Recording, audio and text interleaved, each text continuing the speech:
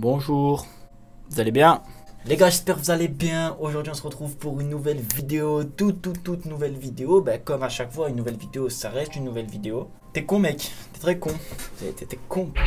Ta gueule. Les gars, comment vous allez aujourd'hui? En tout cas, aujourd'hui, moi, ça va nickel. Je sors du travail, bonne humeur. Le travail s'est bien passé. Hier, on a passé les 1000 abonnés. Je tenais vraiment à vous remercier du fond du cœur. Je me lève ce matin, enfin, plutôt hier soir, avant de m'endormir. Voilà, 1000 abonnés passés, je me lève ce matin, 1200, plus de 1500 vues sur la dernière vidéo avec Logito. Alors merci encore et merci beaucoup, je continuerai à le dire et encore. C'est vraiment un palier passé en fait, 1000 abonnés, voilà, c'est mon premier palier, c'était un objectif que j'avais fixé, qu'on s'était même fixé avec Logito, voilà, j'avais pris une pub et il m'a dit, voilà, moi, mon objectif c'était 1000 abonnés. Aujourd'hui, on a eu les 1000 abonnés grâce à lui, il faut le dire, il faut être honnête, grâce à lui aussi, mais aussi grâce à mon travail, grâce à mon envie, ma passion, etc. Donc je vous remercie du fond du cœur. Par contre, t'as vu, fais pas chauffer, frère. L'ordinateur, il bug tel un bugacho chichichucho. Donc aujourd'hui, nouvelle vidéo, débrief et un peu actualité. En fait, on va parler un petit peu du débrief Barça Rayo Vallecano. Donc hier, j'ai pas pu faire le grand débrief. Voilà, il était tard, etc. Donc honnêtement, j'avais pas le temps. Et puis, je venais juste de sortir la vidéo avec Logito. Donc je me suis dit, vous allez être content et vous allez pas m'en vouloir si je sors pas un débrief.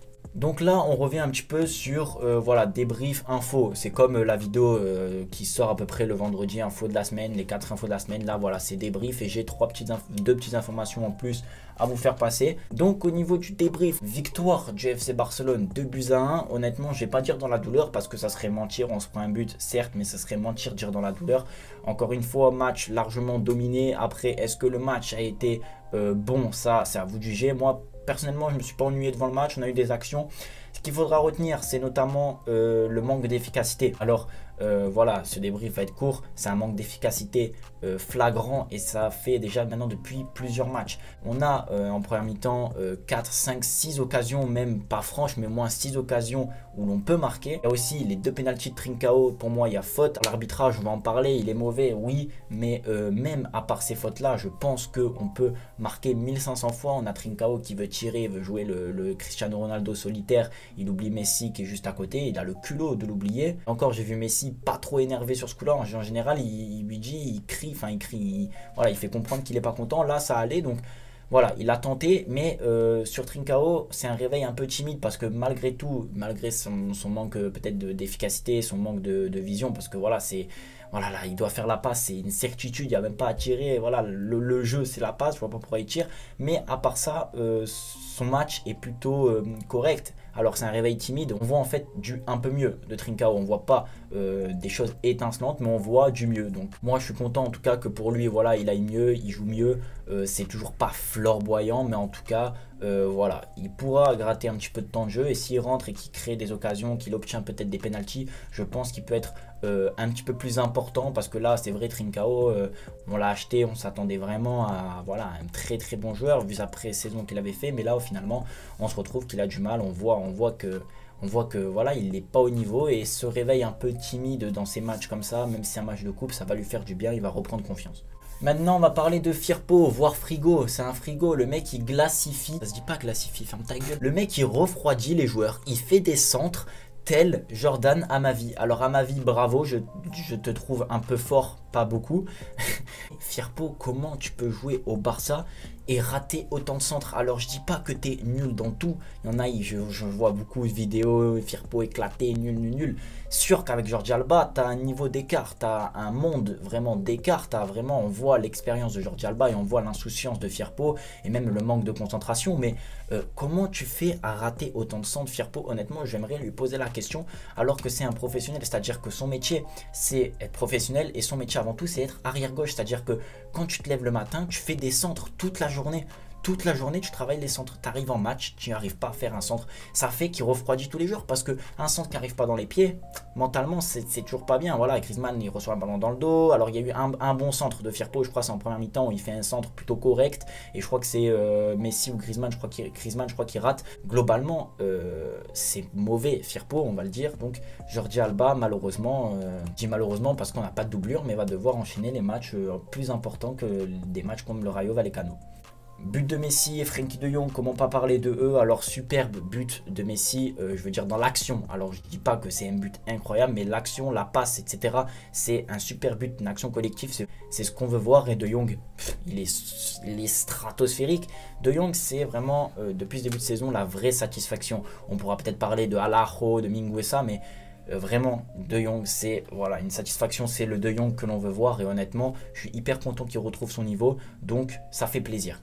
On va pas trop s'attarder sur le match, voilà, victoire méritée globalement, on s'est fait peut-être un petit peu peur, c'est pas normal, l'anglais, je vais pas revenir dessus, voilà, pour moi, j'avais dit dans mon avant-match, il fallait voir une Umtiti, malheureusement, il y a eu l'anglais, donc bon, c'est pas grave, on va pas non plus le casser, faut qu'il reprenne confiance, voilà, faut qu'il reprenne confiance, mais attention l'anglais parce que c'est quand même des erreurs trop répétitives. Riqui Puig, je sais que vous voulez que j'en parle, alors Riqui Puig, honnêtement, je le trouve très actif, il court beaucoup, il se fatigue beaucoup pour au final montrer très peu parce que il montre, c'est-à-dire voilà, ses passes elles sont plutôt bonnes quand il en a envie, il rate un petit peu des actions techniques mais ça c'est parce qu'il est encore jeune, manque d'expérience, mais honnêtement voilà, il apporte quelque chose en plus. Est-ce qu'il a le niveau d'être titulaire? Je pense pas pour le moment, mais en tout cas Riqui Puig, pour moi je le ferai et je continuerai à le faire jouer, c'est vraiment un crack.